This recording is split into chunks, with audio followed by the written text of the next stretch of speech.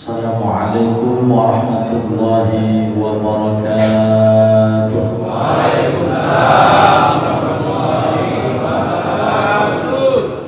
Alhamdulillahilladzi qad akhrajana faidal fikri li albabil hijab. Musalliyan ala nabil mustafa wa alihi almustaqbilina syarafa wa alihi wa sahbihi dawil huda man subbihu bi ayyukin fil ihtida. Amma ba'du fa ya ibadallah, ittaqullaha haqqa tuqatih wa la tamutunna illa wa antum muslimun.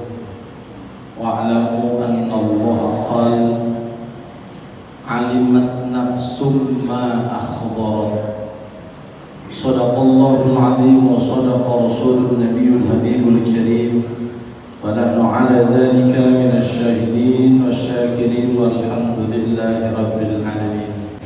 Ketua DKM Masjid Musalla Jamaah Mega Regency semuanya as'adakumullah, yang semoga senantiasa dirahmati oleh Allah. Allah dalam Al-Quran di dalam surat At-Takwir menceritakan 12 hal untuk menekankan satu hal. Kata Allah, wa idzas samsu kuwirat, ketika matahari diredupkan, digulung dan dilemparkan. Ini ayat At-Takwir ini kata Rasul, man sarrahu ayyanzura ahwalal qiyamah falyaqra At-Takwir al-infitar wal insyiqaq. Kalau kita pengen tahu detil bagaimana peristiwa terjadi di daratan, di lautan, di angkasa luar, terjadinya proses kiamat, kata Rasul baca surat Al-Takwir, Al-Infitar dan Al-Insyiqaq. Di ayat ini Allah menyampaikan tentang bagaimana terjadi kiamat yang terjadi di dalam matahari. Matahari itu besarnya 104 lebih besar daripada bumi. Jadi besaran matahari 104 lebih besar matahari daripada bumi. Jaraknya hari ini dari kita itu 2 juta km. Ya, saya yakin aja, percaya aja. Bapak kalau tidak percaya silahkan diukur pulang. Dan konon hari ini katanya, entah hoak atau tidak, tapi saya pernah dengar sambutan lurah itu dikarenakan matahari hari ini sedang menjauh, ya, hingga kita kagak enak, badan kagak enak, pegel-pegel, persendian kagak enak, badan bawaannya lemas. Karena memang kalau sesuatu lagi menjauh sama kita itu semua serba gak enak. Istri lagi ngejauh gak enak, duit lagi ngejauh sama kita gak enak. Ini matahari lagi ngejauh sama kita gak enak, pokoknya pegel-pegel. Ya pegel-pegel, gaya banget katanya, bulan lah matahari ngejauh. Ternyata mah cikungian. Makanya orang Serang Baru seneng banget, menteri kesehatan ke Serang Baru. Orang blok paling girang itu. Kenapa? Menteri kesehatan datang ke Serang Baru. Girang orang Serang Baru. Padahal mah karena orang Serang Baru banyak yang sakit. Girang banget banyak yang sakit. Hadirin jamaah rahimakumullah. Ya. Kembali. Ketika matahari diredupkan, digulung dan dilemparkan. Ya. Wa idzan nujumun kadarat, dan ketika bintang-bintang berserakan dan berjatuhan. Wa idzal jibalu suyirat, dan ketika gunung dicabut dari pasaknya dan diterbangkan, akhirnya jadi haba'an manthura, jadi debu seperti tertiup angin. Wa idzal isharu uttilat, dan ketika pengembala unta yang sedang menungguin unta-unta yang sedang hamil, untanya ditinggalkan. Ini ayat Makkiyah, Pak. Jadi ayat Makkiyah itu periode Makkah, Rasul masih awal-awal dakwah terang-terangan. Percontohan yang dibikin adalah orang Makkah. Jadi orang Makkah itu ketika yang punya unta Ya, ini kan unta. Dan kalau unta ceritanya pasti di Arab, bukan di Indonesia. Mungkin ceritanya kalau embek mungkin barangkali gitu kan. Ini unta. Orang Arab itu ketika unta, dia punya unta, untanya sedang hamil, itu saking sayangnya sama untanya, mendekati bulan-bulan kelahiran. Walaupun saya belum pernah nanya tuh, unta itu kalau lahirannya berapa bulan gitu kan?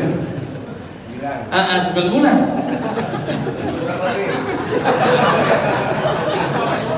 Tahu dari mana Pak Deh? Udah nanya. Oh kurang lebih, tapi bener. Kurang lebih. Ya kurangnya minta, lebihnya ngasih. Iya benar, pinter ngeles ya. Hadirin jamaah rahimakumullah. Itu orang Arab kalau untanya lagi hamil itu 7 hari 7 malam itu ditungguin sampai tidur aja di kandang unta. Saking sayang. Ya kenapa dia udah punya perhitungan kalau punya unta lahiran untanya andai kata 5, tinggal dia berhitung satu unta 1 juta berarti 5 juta. Wah untung besar itu. Nah itu ketika terjadi kiamat, unta hamil yang sedang ditungguin dia pasti itu ditinggalkan. Ini mah sebuah percontohan kecil doang. Kita kan nggak punya unta. Oh punyanya rumah. Alhamdulillah rumah kita megah. Bak istana kata kita karena baiti jannati, rumahku adalah istanaku. Rumahku adalah surgaku. Alhamdulillah senang banget punya rumah. Apalagi udah kreditannya lunas. Oh, apaan mobil kita yang mewah itu semuanya ketika terjadi kiamat, apa yang kita sukai, apa yang kita sayang, apa yang kita jaga, kita elap, ya kita tatap. Kan kalau mobil begitu ya, punya mobil baru punya mobil udah dipandiin, dilap, ditatap dari depan, dari belakang. Entar kalau kiamat apa bakal kita tinggalkan. Ya. Wa idzal luhusu husirat. Dan ketika binatang-binatang buas dihidupkan. Karena begini Pak, ini ayat dalil argumentasi bahwa saking adilnya Allah. Karena Allah itu al-adlu maha adil, hewan pun nanti dihisab oleh Allah. Jangan salah. Hewan aja dihisab, cuma hewan yang dihisab itu hewannya hewan yang buas. Kenapa? Yang suka menzalimi satu dengan yang lainnya adalah hewan buas. Ya, hewan buas. Anjing sama kucing nanti dihisab sama Allah. Kata Allah, anjing, dulu kamu ketika hidup di dunia pernah gigit kucing? Iya. Sekarang kata Allah, kucing, gigit itu anjing. Akhirnya digigit sama anjing, sama kucing tuh anjing. Udah selesai. Haba'an mansura, kuntu turoba. Jadi debu, selesai urusan. Binatang mah dihisabnya cuma seperti itu. Makanya orang kafir itu di akhirat minta sama Allah, ya laitani kuntu turoba. Ya Allah, jadikan saja saya debu kayak anjing dan kucing tersebut, biar urusannya kelar. Kata Allah, enak amat loh. Gak ada. Itu saking adilnya Allah. Wa idzal luhusu husirat. Ketika binatang-binatang buas dihidupkan dan dipertanyakan, dipertanggungjawabkan amalnya. Wa idzan nufusu juwijat. Ketika individu-individu dikumpulkan sesuai dengan komunitasnya. Tukang mancing dikumpulin.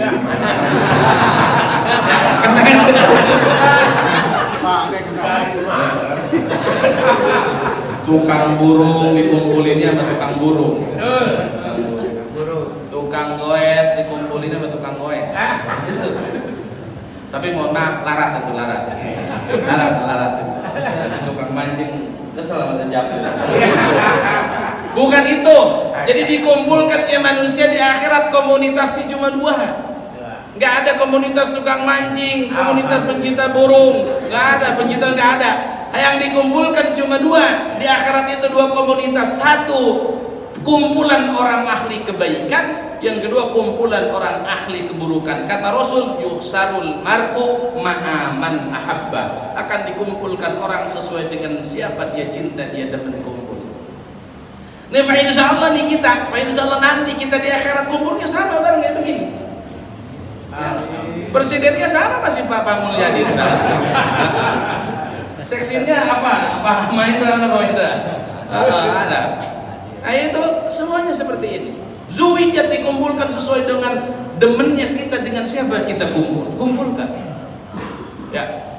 Wa idzal mau'udatu su'ilat. Dan ketika bayi-bayi yang ketika hidup di dunia dibunuh oleh ayahnya, itu dibunuh oleh ayahnya, di akhirat ayahnya akan ditanya oleh Allah, bi ayyi dzambin qutila, kenapa ini anak dibunuh? Sebagai bentuk penghinaan terhadap orang yang bunuh anak-anak bayi perempuan.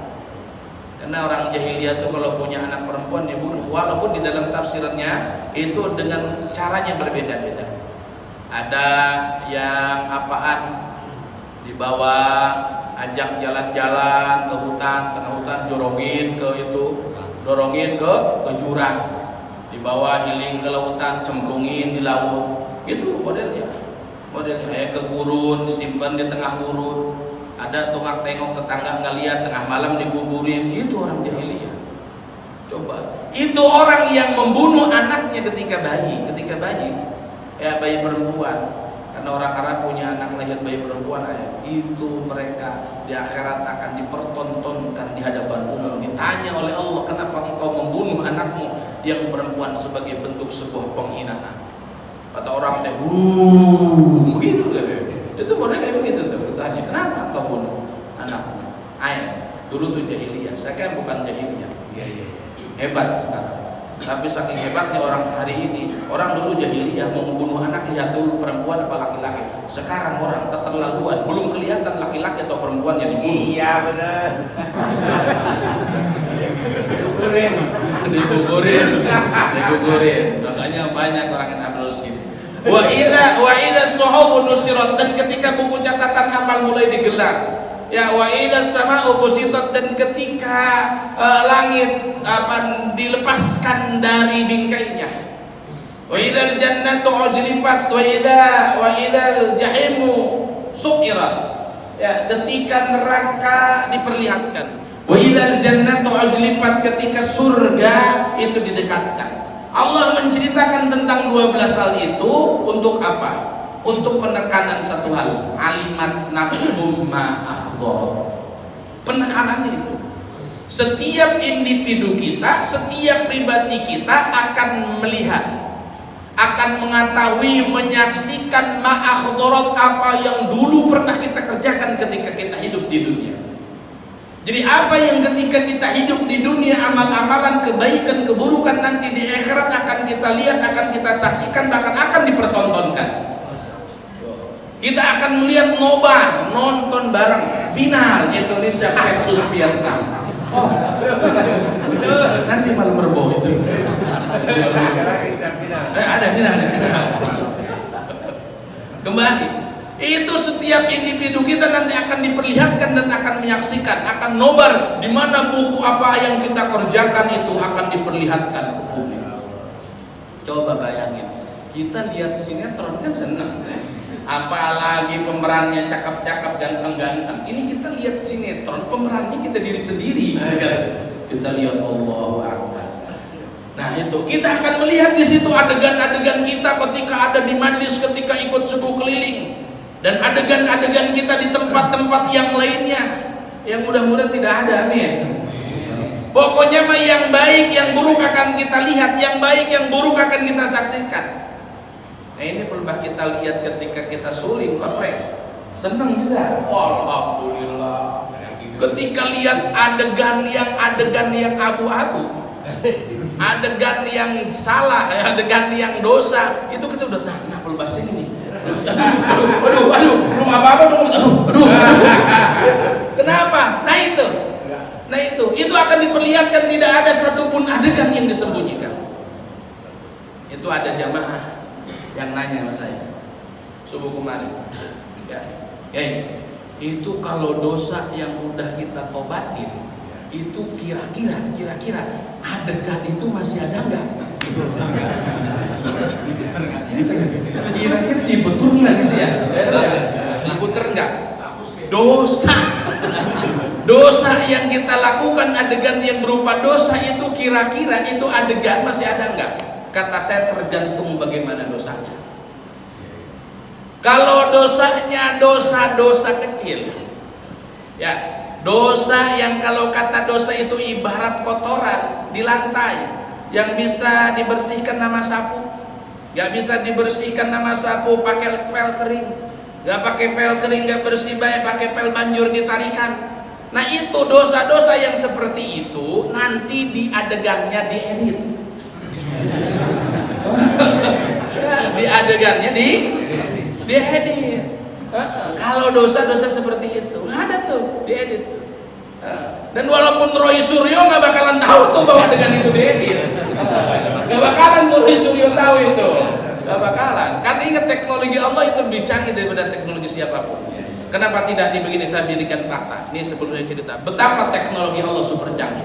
Saya yakin semuanya ahli Quran. Dalam Al-Quran selalu ayat wallahu sari'ul hisab. Allah itu cepat menghisabnya. Ternyata di dalam tafsirnya yang dimaksud dengan sari'ul hisab itu Allah menghisab manusia dari zaman awal sampai akhir, bukan hanya ratusan juta, miliaran triliunan manusia. Ternyata dihisabnya itu fi nisfin nahari min ayyamid dunya, setengah hari dari hari dunia. Setengah hari dari hari dunia berapa? Sehari 12 jam, potong 6 jam. Jadi Allah menghisab makhluk itu di akhirat itu triliunan manusia cuma 6 jam. Pertanyaannya aplikasi apa yang Allah pakai?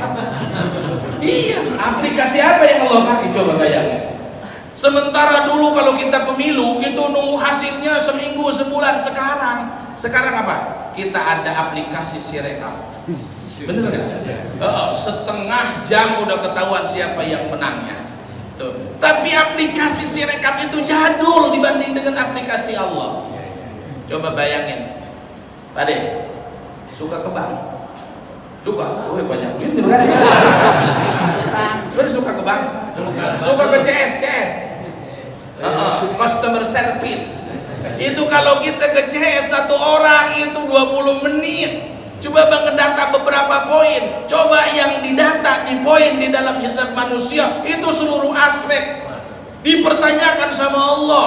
Tapi ternyata ngehisabnya cuma 6 jam. Itu pertanyaan saya. Pakai aplikasi apa Allah? Itu berarti Allah super canggih. Allah super canggih. Ya, super canggih. Makanya Allah sudah memberikan tantangan kepada ya ma'asal jinni wal insi in istata'tum an tanfudhu min aqtaris samawati wal ardh fanfudhu la tanfudhuna illa bisultan. Hai manusia, jin dan manusia, kalau kamu punya kemampuan untuk menembus langit dan bumi, silahkan tembus langit dan bumi, cuma la tanfudhuna illa bisultan. Engkau tidak akan mampu menembus langit dan bumi kecuali dengan ilmu dan pengetahuan. Makanya ngaji.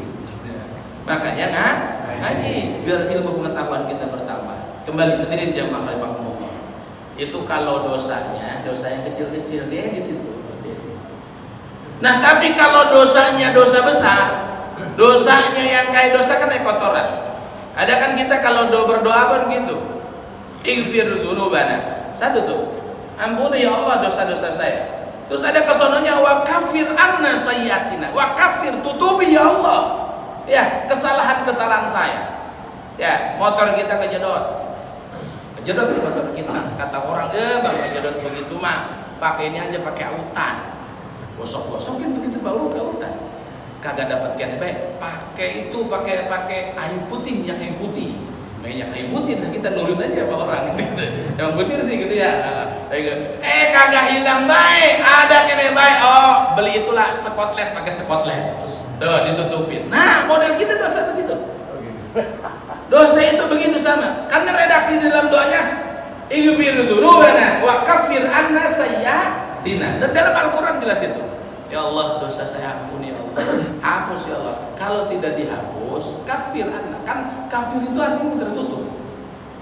Makanya orang kafir itu orang yang hatinya tertutup tidak menerima hidayah.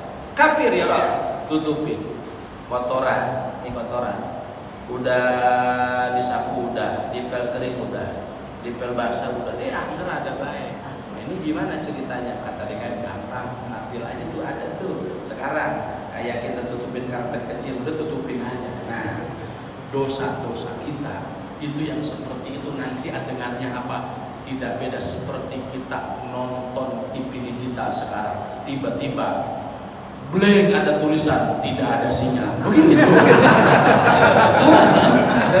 Blank tidak ada sinyal. Seperti itu. Itu karena kan minta sama Allah.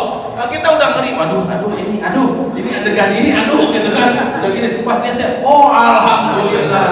Kenapa kita sudah minta berdoa sama Allah, wa kafir anna sayyi'atina. Nah itu. Jadi itu bakal terjadi. Dan mudah-mudahan seperti itu. Adegan kita itu yang kecil-kecil itu diedit. Yang jelek tiba-tiba sinyalnya jelek gitu kan. Kira-kira seperti itu. Ilmiahnya bisa masuk logika.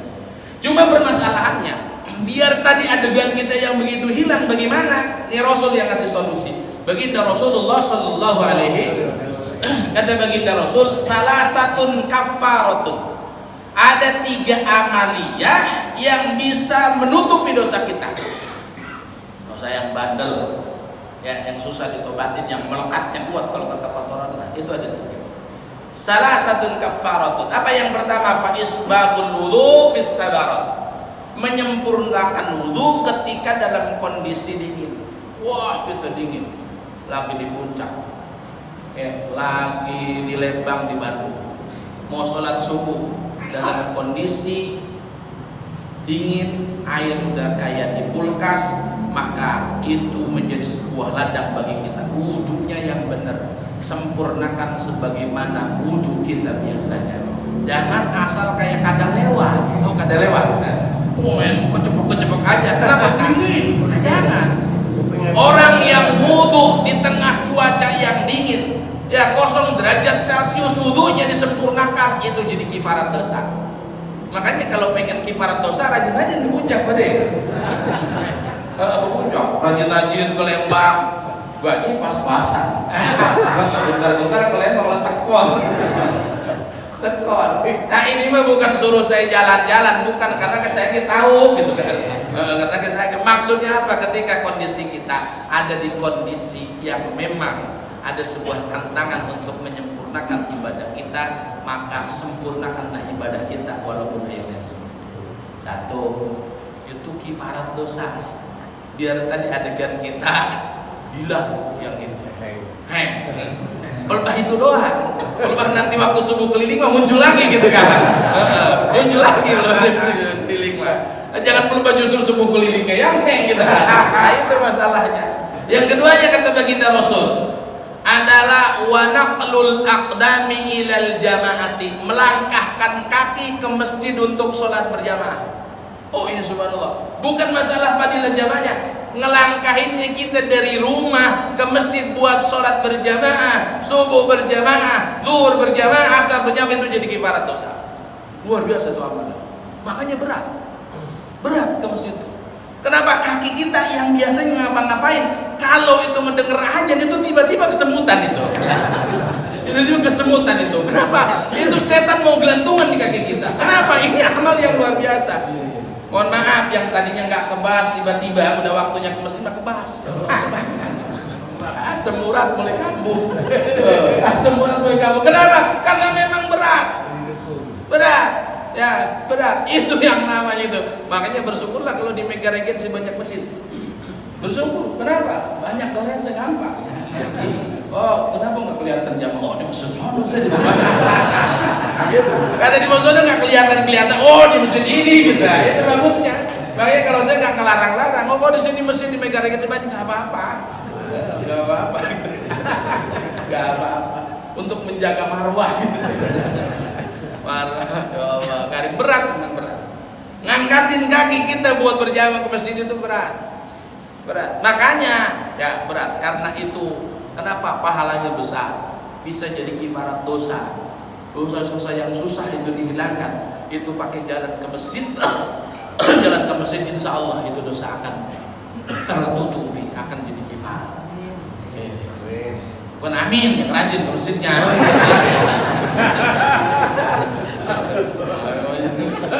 Aduh, ada yang nanya lagi, gimana kalau pakai motor?